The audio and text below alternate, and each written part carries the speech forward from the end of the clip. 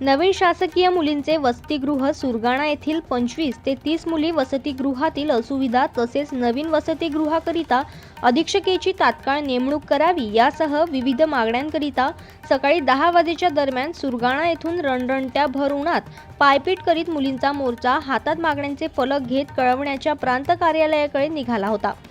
बुबळीजवळील उमरेवाळ येथे पोहोचला होता. त्याचवेळी तहसीलदार रामजी राठोड, पोलीस निरीक्षक संजय गायकवाड यांना माहिती देण्यात आली.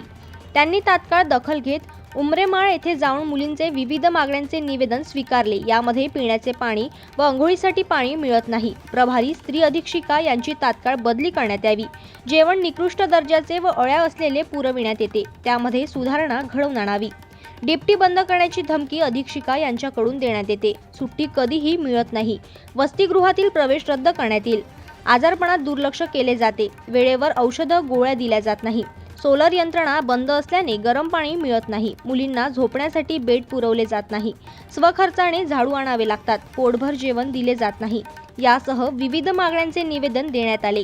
तहसीलदार यांनी मुलींशी संवाद साधत मागण्या पूर्ण करण्याचे आश्वासन दिले. मात्र यावर मुलींचे समाधान न झाल्याने अखेर तहसीलदार राठोड यांनी प्रांत अधिकारी पुलकित सिंह यांना घटनास्थळी येऊन विद्यार्थिनींची भेट घेऊन समस्या समजावून घ्याव्यात अशी विनंती केल्याने सिंह यांनी उमरेवाळ येथे येत विद्यार्थिनींशी संवाद साधत मागण्या समजून घेतल्या.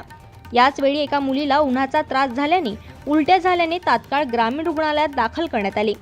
उमरेमाळ येथून मुलींना प्रांत अधिकारी यांच्या गाडीत बसवून तहसील कार्यालयात आणण्यात आले. यावेळी प्रांत अधिकारी यांना दुसरे वाहन उपलब्ध न झाल्याने रखरखत्या उन्हात 1 ते 1.5 किलोमीटर पायपीट केली. विद्यार्थिनींशी संवाद साधत समस्या समजून घेत 2-4 दिवसात समस्या सोडविण्याचे मान्य केल्याने मोर्चा माघारी फिरवण्यात सिंह यांना यश आले.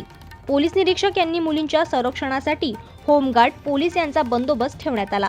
यावेळी सहाय्यक प्रकल्प अधिकारी मंगल देवरे, सामाजिक कार्यकर्ते राजेंद्र पवार, सुरेश गवळी, सावळीराम पवार, रतन चौधरी, विजय पवार आदी घटनास्थळी उपस्थित होते.